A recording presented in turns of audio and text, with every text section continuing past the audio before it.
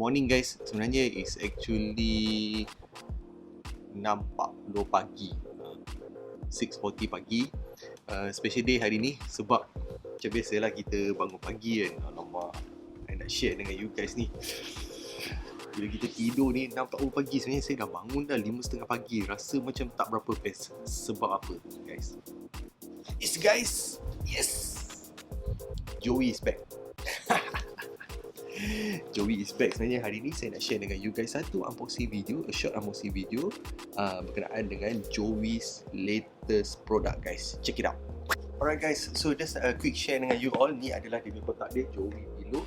Lepas tu dekat dia punya depan dia nak share dah. Dia letak kat situ proudly dia letak di sini proudly made in Malaysia with 100% natural latex. 100% natural latex, no harmful chemical, dengan contour for your support.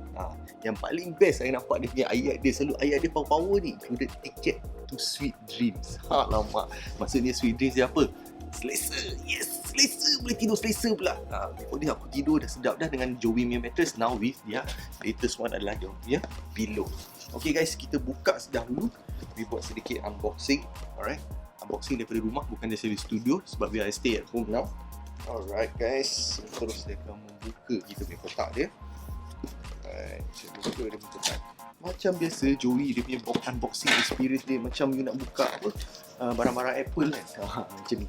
Alright, so saya buka kat sini. So let's open it up. Okay guys, kita buka dulu. Wow.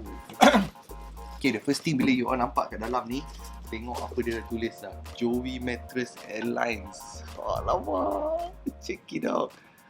Even though we all dah tak boleh dah naik apa we call it travel, especially travel overseas. Okay, tapi guys, alamak, saya ada QR code lagi. Get closest 30 minutes before departure. Cun.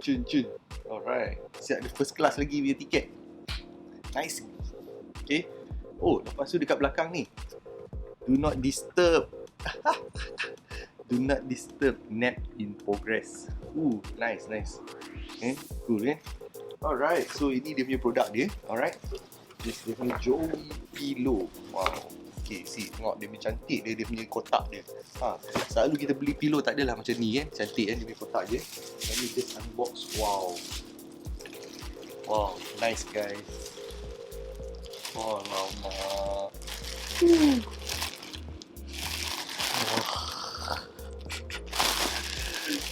Okay guys, so dia punya ni, and the cool thing is very consistent dengan kita punya mattress lah. So kalau you all dah beli dia punya Joey Mattress ni, dia punya colour, dia punya look and feel dia semua, we call it sebagai dia punya experience dia memang sebiji lah, sama lah.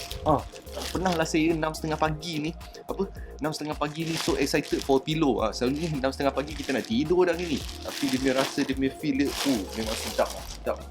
Alright. The cool thing ni, dia sekali datang dengan dia punya what you call it sebagai macam dia punya silica gel.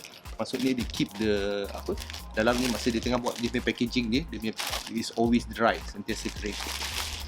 Okay, let's buka dia punya pillow dia, nak rasa dia punya texture dia. Alright.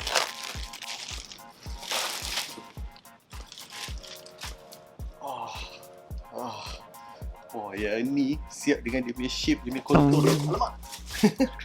Dia nak lari daripada air. Dia punya pillow dia, tengok dia punya shape dia. So bila kita nak tidur ni, kita rasa macam selesa lah. So tak kisah kalau you tidur jenis yang tidur ke tepi ke atau tidur ke atas ke, dia akan follow your contour pillow.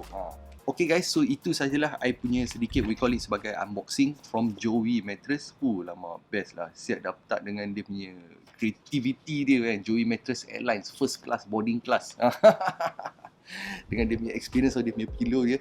So lepas ni saya nak tidur ni, saya rasa sangat nyenyak lah. Will be super comfortable. Cuba bayangkan dengan Joey punya mattress, dengan dia punya pillow, memang best lah. Thank you very much Joey for the pillow.